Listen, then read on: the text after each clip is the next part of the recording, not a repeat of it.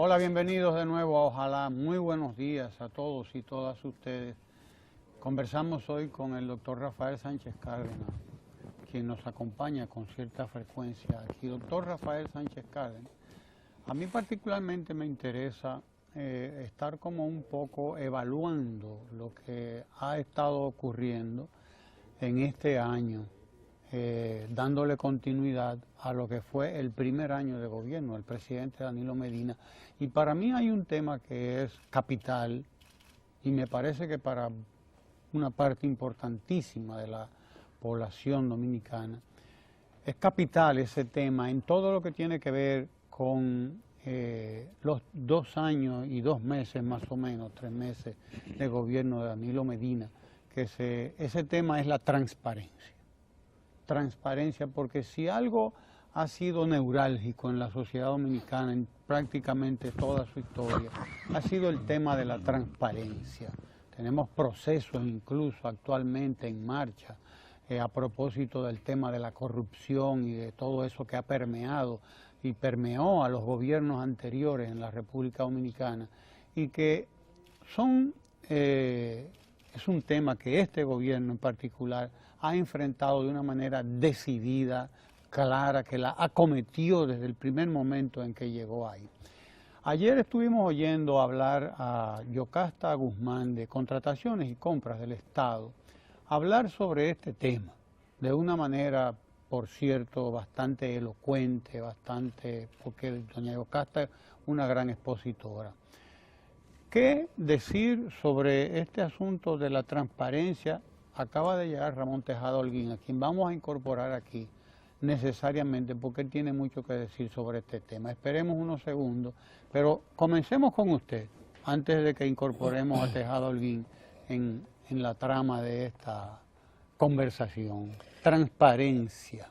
Muy bien. Es el tema. Mira, yo pienso que para entender lo que Yocasta exponía ayer de manera extraordinaria, como tú decías, hay que mirar un poco atrás, no al año anterior o los 2 años como tal, sino la formulación del programa de gobierno del presidente, que estableció como unos objetivos fundamentales el rescate de la confianza pública en la gestión pública del gobierno, ¿verdad? La gestión del gobierno, como un prerequisito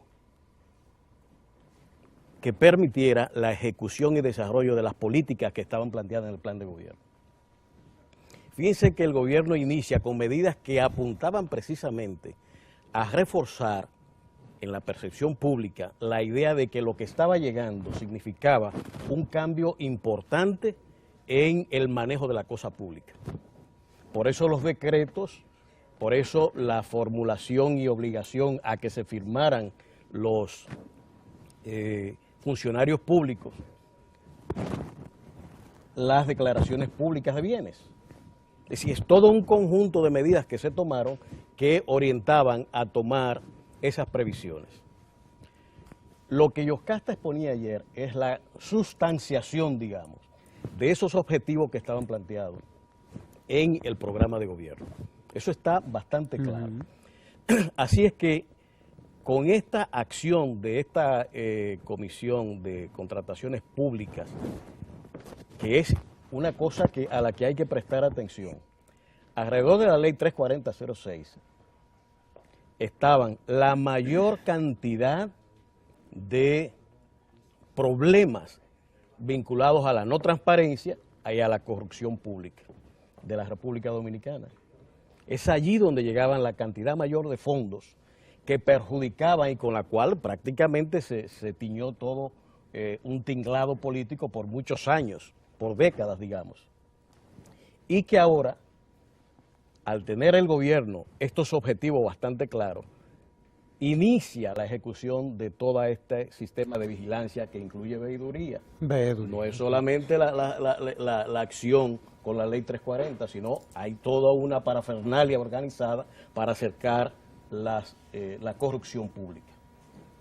Así que lo que ella señaló ayer es justamente, que vuelvo a repetir, la sustanciación de esa política pública dirigida a transparentar la gestión pública. Y los datos que aparecen son, Ramón puede hablarnos bastante bien de eso porque precisamente en la señal de hoy aparecen los datos de eso. Una cosita que, por ejemplo, podemos señalar. En cuentas de esas que estaban tenían algunas instituciones, hay 3.100 millones de pesos. Y ahora eso es una chilata, no es chilata. 3.100 millones de pesos sobre lo que no se tenía ningún control, porque eso es lo importante señalar. Estaban en cuenta dispersa, en varias cuentas, y sobre lo que había discrecionalidad de cada uno de los funcionarios que tenían esta cuenta, que todavía existen algunas. Existen algunas, pero es a ver, eso es lo que se encontró. ¿Cuánto movió? Sería interesante saber en esas cuentas. Que hay 2.000 cuentas que han desaparecido de esas cuentas. ¿Qué significa eso? Significa que cada institución pública, cuando necesita unos recursos, tiene que solicitarlo y llevar todo un proceso con la Contraloría, con un control previo para esos recursos. Y esos recursos entonces se le dan a una sola cuenta, que es la que tiene, y de ahí lo divide hacia cada uno de los ítems que son sus ítems de trabajo, como esté organizada su contabilidad. Si la cuenta única del Tesoro te permite a ti un nivel de control de los recursos, no solamente es en términos de transparencia, es también en términos del uso eficiente de los recursos. Y además de eso, para poder cumplir con el programa de gobierno que está haciendo, o con lo que te ha dado, o con las metas que se haya dado dicha institución, porque todo va a ser también recursos, resultados, que es la otra ventaja que tiene este aspecto, porque te va a dar los recursos en función de tú vayas obteniendo los resultados. A mí me da la impresión de que ustedes hablan como el que toca la trompeta con sordina, para que no se oiga bien, se oiga muy estridente, porque se quieren conseguir matices. Para que sea suave. Pero yo creo que aquí, primero hay que ver, número uno, la coherencia de la administración del presidente. Una acometida de primer momento contra la opacidad en la administración pública y por lo tanto contra la corrupción, la real y la probable. La corrupción real y la probable, porque 3.500 cuentas o 3.500 millones no hay chilata, como, ¿verdad? Y es un cálculo conservador. Y es un cálculo conservador, porque eso es lo que se encontró, lo otro va lejos. No sabemos muy cuánto lejos, no sabemos cuánto movieron. Exactamente. Lo otro va lejos, es decir, ha habido un verdadero compromiso contra la corrupción, porque eso no es otra cosa que corrupción, usted tener dinero ocioso en cuenta por ahí, que además se manejan, como ustedes han dicho, con discrecionalidad. ¿Para qué esa discrecionalidad con los dineros que no son suyos?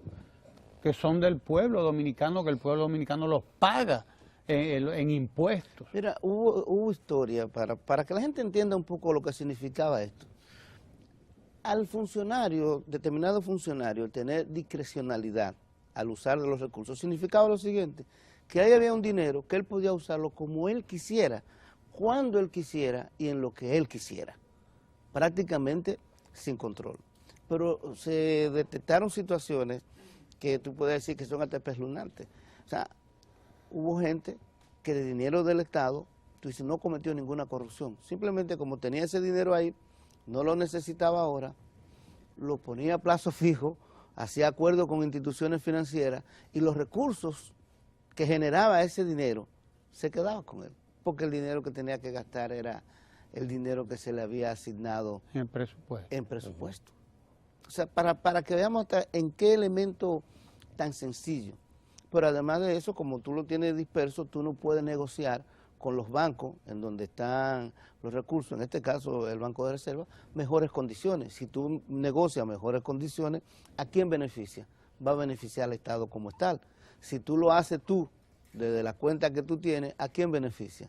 Te beneficia a ti, en el mejor de los casos a la institución solamente. Entonces, es que también esto de la cuenta única te permite tener mejor capacidad de negociación con la institución bancaria, pero además, por ejemplo, educación tenía un presupuesto X y le tocaba X cantidad de dinero este mes. Salud un presupuesto X y le tocaba X cantidad de dinero este mes. Había cualquier problema, ¿no? Y no podían estas dos instituciones decirle, bueno, vamos a pasarle este dinerito a salud en lo que resolvemos con educación, porque no se podía. De hecho, estaban totalmente separadas las cuentas de ellos y cada uno. Con la actitud actual, el dinero que tiene el Estado mensualmente lo puede asignar según las necesidades, independientemente de ese patrón tan rígido que existía antes. Pero dentro de una misma institución, tú decías, esta cuenta es para comprar material gastable, esta cuenta es para pagar tal cosa, esta cuenta es para pagar esto otro. Tú no podías usar el de material gastable para pagar esto otro, ni puedo usar, entonces podía tener muchísimo dinero en material gastable, muchísimo dinero y nada de dinero en nómina para contratado. Y no podía hacer el cambio frente a esto. Sin embargo, ahora con comunicaciones directas a la Contraloría, a través de precisamente este mecanismo, pues el flujo primero es más rápido y puede utilizar recursos de uno y otro ítem, siempre y cuando vamos a decir, con comunicaciones bien precisas, etcétera, etcétera. Y es más transparente. Y es más transparente. Hay un elemento que quizás... Y más control, pero lo importante es transparente, control y eficiencia. Claro. Es un elemento que hay que destacar, que es conexo a esta labor de transparencia, que es la organización nueva del presupuesto por objetivos. El hecho de que en las instituciones los presupuestos tengan que predefinir objetivos de la inversión pública que se va a realizar implica un control de la discrecionalidad del funcionario en el ejercicio. Es decir, implica todo el sentarse un ministerio y su gabinete a planificar lo que se va a hacer. Previamente. Por tanto, ya se sabe y está en el presupuesto consignado hacia dónde van los fondos públicos y cuánto cuesta, porque las partidas están organizadas.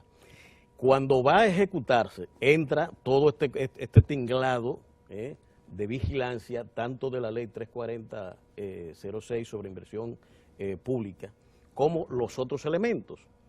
La veeduría que está ahí permanentemente vigilando, mirando cómo se ejecuta, y otros mecanismos más que hay de vigilancia. Eso refuerza, vamos a decir, esta previsión que hizo el gobierno en su planificación de prevenir, vamos a decir, la corrupción pública, primero de su propio gobierno. Y luego vamos a ver cómo la justicia que haga lo que tiene que hacer con los antecedentes que pueden haber en los ejercicios gubernamentales anteriores. Pero esencialmente es el corte que había que hacer de esta cadena interminable de enriquecimiento en base esencialmente a esta ley de la que Yocasta es una exponente maravillosa, y ha hecho un trabajo envidiable. Reconocido internacionalmente ya. No es casual que desde el año 2012 hasta ahora, los proveedores del Estado, la gente que confía en que pueda hacer negocio con el Estado, se han triplicado, no, casi cuatriplicado, de 12.000 a 40.000, casi 50.000, o sea, casi cuatriplicado, 4 veces la cantidad de periodos 400% tenemos nosotros de ahora. De proveedores del Estado. Y eso solamente significa una cosa, confianza en que se pueda hacer negocio con el gobierno.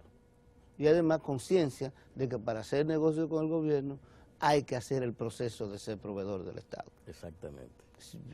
Porque fácilmente cualquier licitación o cualquier posibilidad de contratación se cae por no ser proveedor del Estado, por no estar inscrito. Implica que el proveedor se tiene que transparentar también. Es lo importante. Para tú ser proveedor del Estado, tú tienes que transparentar tu pago de impuestos, tienes que tener claramente un domicilio reconocido, tienes que tener tu compañía, tienes que estar en el mercado formal del trabajo, tan sencillo como eso, que es otro de los plus que permite esto. Ya ninguna institución puede contratar, por más barato que le quiera hacer un trabajo, un trabajador informal. Lo que quiero decir, compartir con ustedes, que probablemente ustedes me desmentirán. De Juan Bosch para acá no ha habido otro gobierno con un compromiso con la transparencia como el que nosotros estamos viendo ahora. Probablemente. De Juan Bosch para acá. Probablemente no, mira. Otros gobiernos sentaron algunos, uno no puede decir, se sentaron algunas bases. Se creó el departamento que la gente le puso de PRECO, El de PRECO. que era de PCA, el Departamento de Ujú. Prevención y Combate a la Corrupción. Se crearon las comisiones de ética, Ujú. que era un control interno. Hubo una normativa. Ujú. Ahora, en términos de la ejecución efectiva de esa normativa, en términos de colocar los controles efectivos que garanticen niveles de transparencia y reduzcan la corrupción, creo que este es el gobierno que más ha hecho, definitivamente en nuestra historia republicana actual. En nuestra vida democrática post-Trujillo, luego de Bosch, que fueron 7 meses, este es el gobierno que más ha trabajado el tema de la corrupción. Sí, porque una cosa es tú crear todos esos departamentos Y y otra crear las comisiones de veeduría, incluso social, que hay un decreto por ahí, 39 no recuerdo cuánto, de Hipólito Mejía, y varios decretos que tenían que ver con creación de entidades, supuestamente para la vigilancia y para con la Contraloría Social, y otra cosa es llevarlo a cabo realmente, realmente. O sea, nosotros estamos viendo procesos de transparencia y de transparentización, si se puede crear el término, en educación, por ejemplo, la tanda extendida que ha representado una cantidad de dinero impresionante allí, ¿no? Sí, sí. Entonces el manejo, lo mismo de las compras en agricultura, por Así, ejemplo. Mira, la tanda extendida, que necesita aula, que necesita almuerzo, todo eso. Empecemos por dónde se encuentra la mayor cantidad de dinero siempre en estos ministerios. En construcción. ¿Qué se ha hecho con las aulas? Se han sorteado. O sea, no ha sido de que mira, que vamos, no, sorteada como una lotería. Todo el que califica, venga, está aquí, salió fulano de tal. A usted le corresponde hacer eso. Es uno de los mecanismos más transparentes que existen. Además, posibilita, porque aquí las empresas del sector construcción, tú sabes que hay unas que tienen todas las capacidades del mundo porque tienen todos los recursos del mundo. Entonces se le hace difícil a los pequeños ingenieros o a los jóvenes que están empezando, que pueden tener muchas capacidades de introducirse en el mercado. Esto está permitiendo que se introduzca en el mercado. Sí, en la tanda extendida eso. Pero en agricultura, los permisos de importación derivados del DR Casta, ¿cómo se hacían antes? Discrecionalmente. Y no recibía un centavo el Estado, se regalaban. Señores, se regalaban. Millones de pesos. Miles. Miles de millones de pesos. Sí. ¿Cómo se hace ahora? A través de la YAC, de una institución privada. Claro. Con vocación pública, porque es una especie de ONG que agrupa una serie de productores, agrícolas, etcétera. Pero ellos se encargan de subastar. ¿Y cuánto dinero le ha entrado al Estado a través de esos mecanismos? Hubo una sola subasta que le entraron 56.000, creo que fueron. 56 millones. 56 millones. No fue nada. De dólares. No es despreciable. Pero sigue creciendo. Es Y más de sigue 100 creciendo. millones. No, ya Pero debe estar. hay un componente adicional que tiene que ver con eso, es que los fondos rescatados por esa medida se reinvierten en el sector. Claro, claro. Eso es una parte importante muy también, importante. que no pasaba anteriormente. Es que esos fondos que con este mecanismo de transparencia que se ha impuesto, evitando la opacidad, como decía Ramón anteriormente, se toman y se focalizan en acciones puntuales en el propio sector agropecuario. De modo que es, como decíamos, un enfoque que está abarcando prácticamente todo el sector de transparencia dirigido a mantener la confianza pública en la gestión, que es un factor intangible, si se quiere, pero que juega un papel de primera categoría. Intangible para la gente, vamos a decir. Para la gente, pero efectivamente. para algunas. Pero porque, por muy ejemplo, para poner tangible. un caso, Boca Cachón, Sí. que se intentó licitar y le estaban pidiendo el triple. Y se realizó con ingenieros que trabajaban ya en el Estado, sobre todo con los militares, etcétera, etcétera. sí. Y te costó, como quien dice, una chilata y vayan a verlo cómo está eso, como una ciudad modelo. Así es. Hecho. Y la experiencia también de la barquita, que es otro Sí. elemento que se mueve muchos recursos, pero cómo se ha hecho la licitación, totalmente transparente. Para poner simplemente algunos de los aspectos de los hitos, vamos a decir así, importantes del gobierno. Es decir, que usted puede crear muchas entidades y hacer decretos y todo eso a favor de la transparencia y no sé cuánto, pero una cosa es con guitarra y otra es con violín. Así es. Una es con guitarra y otra es con violín. Una cosa es el decir y otra cosa es el hacer. Porque usted creaba aquellas instituciones, pero los suplidores del Estado eran 5, 10, 15 o 20. ¿Cuál es? Y con eso, y esos 10 o 15 salían multimillonarios en cualquier... Sí, Esa era la realidad. Ahora tenemos que se ha cuadruplicado la cantidad de proveedores del Estado, se ha cuadruplicado. Y además de que la participación es absolutamente transparente y masiva, Mira, masiva además, esto, para que en vean, los concursos, para que vean el las impacto de licitaciones. esto. ¿Qué hacen los periodistas cuando están haciendo una investigación sobre cualquier proceso de licitación? Ellos mismos por internet van y revisan los procesos. ¿Usted no ha visto cuando están haciendo unos programas de denuncia, de investigación? La información, ¿dónde está? Transparente en el portal de Compras Dominicanas. Así es. ¿De dónde ellos sacan que fulano de tal es proveedor y vive en tal sitio y tiene tal teléfono y se inscribió para ser proveedor por tal cosa? Del internet que está ahí en Compras Dominicanas. ¿Y de dónde sacan que se licitó esto? Porque se publica, precisamente. Sí, el nivel de posibilidades que dan estas herramientas también, porque yo insisto, nosotros estamos en una sociedad que tiene una gran cantidad de déficits sociales y que viene de una tradición en donde el funcionario se comporta de manera discrecional desde hace mucho tiempo. Claro, ahora, lo que permiten estas herramientas es que el ojo de la ciudadanía contribuya también a mejorar todo esto. Efectivamente.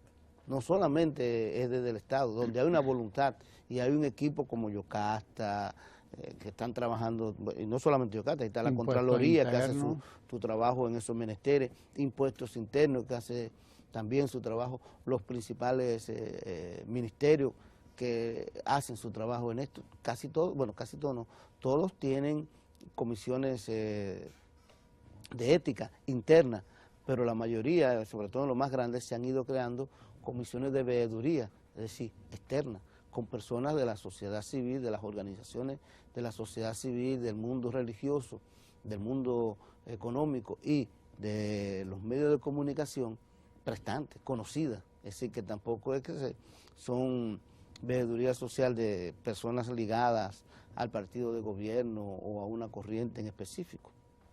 Es decir, que nosotros estamos frente a una administración que en 2 años, podríamos decir, se ha dado el lujo de firmar un pacto educativo, conseguir que se firme un pacto educativo, de ejecutar el 4% para la educación, de poner en marcha el sistema 911 de atención a las emergencias, por ejemplo, ¿no? Que es ya de por sí un hito. Ya está siendo un modelo, es increíble, tiene poco tiempo funcionando y ya han venido de otros países a observarlo. Que ha acometido proyectos como el rescate del sector de La Barquita, de Boca de Cachón, etcétera, etcétera, y uno se pone, ¿verdad?, a enumerar y se va a tomar un buen tiempo, pero hay un tema que es, además, que es crucial, que es este, ¿no?, que estamos tratando, crucial, porque además es vertebral, traspasa todas esas iniciativas, las traspasa a todas, y que la gente yo creo que debe saberlo, y que se llama a sí mismo, se llama transparencia, se llama lucha frontal contra toda una cultura de la corrupción que ha estado enquistada en el Estado, como parte de una serie de fenómenos sociales, indudablemente, ¿no? Y vamos a ser sinceros, no solo del Estado, porque a veces nosotros no perdemos de vista de la interrelación privado y público. Casi siempre, ¿quién era el beneficiario de un acto corrupto? Había un funcionario que podía cometerlo o arreglar las reglas, pero el beneficiario muchas veces era del sector privado, era una empresa que estaba haciendo determinada venta, determinada cosa. Tenemos que verlo desde ese punto de vista. Y eso es lo que ha permitido la transparencia. Pero el que hace negocios con el Estado, que tiene que tener sus papeles en regla, que tiene que tener su pago de impuestos, que tiene que tener los precios que le pone a cualquier otro, que no puede ponerte un precio a ti para que tú te quedes con un dinerito o para devolverte el dinerito por la izquierda. Es decir, ese es el tema también. La corrupción muchas veces, uno de los problemas y la dificultad para combatirla es que nosotros no perdemos de vista los principales actores del acto corrupto. Y un acto corrupto no tiene solo un funcionario que permite la corrupción. Corrupto sin corrupto. Claro, así claro. es. Hay un tema que yo quisiera un poquito meterlo, aprovechando que Ramón está con nosotros aquí. Es esa reunión de ayer que hubo con la Comunidad Europea, que felicitó al país y al presidente por las políticas que se están llevando frente a Haití. Un tema que ha sido tradicionalmente espinoso en la política dominicana y que además, si tenía una característica, era precisamente que no tenía un enfoque de por dónde caminar y por tanto hacía más difícil transitar, llevar esa relación adecuadamente. La felicitación que ha hecho la comunidad europea ayer y los organismos internacionales, incluyendo al representante de la comunidad en Haití, Sí, que el hizo representante pronunciamientos Niño. importantes, Sí, sí. exactamente. Esto, Ramón, ¿cómo tú ves este fenómeno de la política nueva gubernamental frente a Haití y esta felicitación que ha hecho la comunidad internacional? Mira, ese es un tema interesante porque si nosotros iniciamos a reflexionar sobre lo que ha sido el inicio del gobierno, por ejemplo, ¿qué problema había con Haití? Recuerden que, bueno, a propósito de aquella sentencia, hubo una relación muy tensa con Haití y todo el CARICOM. Fue una terrible situación en donde se estaba acusando a República Dominicana, incluyendo Venezuela y otros países con los cuales República Dominicana tenía negocios. Pero además muchas veces la gente se olvida de la importancia que es el mercado haitiano para la República Dominicana. Es decir, el mercado haitiano, nosotros le estamos vendiendo a ellos, es más, nosotros le vendemos más a ellos que a Estados Unidos. Es decir, si nosotros pensamos con un pensamiento Cálculos estratégico. Conservadores hablan de 2.000 millones de dólares. Sí, de 7.000 en el último, ha ido creciendo, el crecimiento acumulado es alrededor de 7.000, sí, debe ser 2.000 millones de dólares.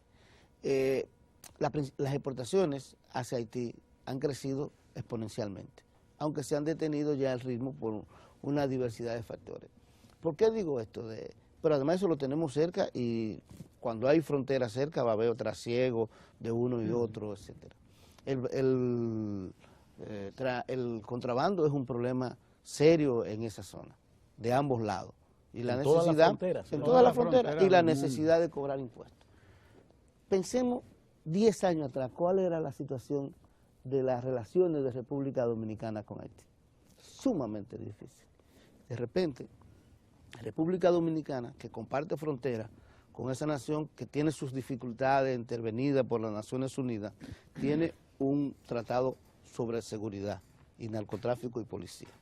Logró un tratado en este año, en 2 años, en esta negociación, en todo esto, logró un tratado precisamente para el control también de la frontera. Ha logrado determinados tratados económicos con determinados productos, algunas vedas que había en algunas situaciones, con las cuales se han más o menos puesto de acuerdo. Ha reducido el contrabando, que el contrabando solamente beneficia al empresario, a ciertos empresarios, hablando de corrupción, que no es precisamente al gobierno que iban esos beneficios, era contra el gobierno en este caso, para no pagarle los impuestos. Es decir, la forma en que la República Dominicana ha establecido un nuevo tipo de relación con Haití, que le ha dado poco margen a Haití para que su diplomacia mantenga el nivel de agresividad que tenía en tiempos anteriores. Ahora nosotros somos un modelo, ahora se reconoce la forma en que hemos contribuido, ahora se recuerda lo que se contribuyó con el terremoto, pero también nosotros somos un país que necesitamos controlar nuestras fronteras. No podemos simple y llanamente permitir que vengan de otros países de manera irregular a República Dominicana, no solamente de Haití. Y ese es el reconocimiento que se nos está haciendo. Y se le está haciendo un reconocimiento a una política migratoria que al mismo tiempo que busca controlar la frontera, respeta los derechos humanos y respeta los acuerdos internacionales. Y ese es el reconocimiento que están haciendo estos organismos internacionales. Yo lo que lamento mucho es escuchar tanta irresponsabilidad en algunos sectores que quieren denunciar esto y provocar enfrentamientos innecesarios entre las dos naciones. Porque, bueno, yo les diría a esa gente, busquen un serrucho, porque sería la única forma de nosotros Empujar un poquito de aquel pedazo. Claro, busquen un serrucho, y como no se puede buscar un serrucho, y somos dos naciones que compartimos una frontera, y que además de dos naciones que compartimos una frontera, efectivamente, ahora mismo, por ejemplo, hay una situación difícil en Haití, provocada porque el gobierno haitiano necesita hacer elecciones congresionales. Ya se le vencieron 2/3, ahora en enero se vence 2/3, allá se vencen los congresistas de manera diferente que aquí, sí. por escala, se van eligiendo. Y ellos tienen que hacer elecciones y el pueblo haitiano está haciendo manifestaciones a propósito de eso. Y le está haciendo manifestaciones a Martelly. Es obvio que nosotros debemos tener interés que ahí se mantenga la tranquilidad, pero no se puede estar intranquilizando a la gente diciendo que son manifestaciones contra República Dominicana o que tienen que ver con República Dominicana. Eso es una situación interna de Haití. Así es. Y nosotros lo que tenemos es que controlar bien clara nuestra frontera para evitar que eso provoque que la gente venga acá o que use nuestro territorio para situaciones que no deben ser. Y qué bueno que los organismos internacionales están reconociendo ese papel que está jugando República Dominicana en los acuerdos con Haití. Que ha hecho mucho. República Dominicana ha hecho mucho. Se puede hablar, Ramón, de una política inteligente y nueva, lo que se está siguiendo frente a Haití. Mira, no es la tradicional política que estaba esencialmente basada en acciones policiales y militares, y en el movimiento de cañeros que se daba en las relaciones. A mí me gusta repetir lo que dijo Gustavo Montalvo cuando inauguró uno de esos diálogos bilaterales. Hemos avanzado en 2 años lo que no se había hecho en 50. En 7 meses, dijo Gustavo. Bueno, pero yo digo 2 porque ya han pasado 2. Bien, y además de que esa relación bilateral Haití-República Dominicana ha sido, como tú lo dijiste ahorita, transparentada, que antes era también una relación muy opaca, era una relación muy particular, ha sido transparentada con todos estos procesos de los cuales podemos seguir hablando, desde luego, en una nueva edición de Ojalá, porque esta se terminó, aunque yo sé que ustedes tienen la lanza en ristre y quisieran continuar. Gracias a ustedes por estar con nosotros en Ojalá. Siga pasándola bien y ahora con la cita cultural de cada mañana.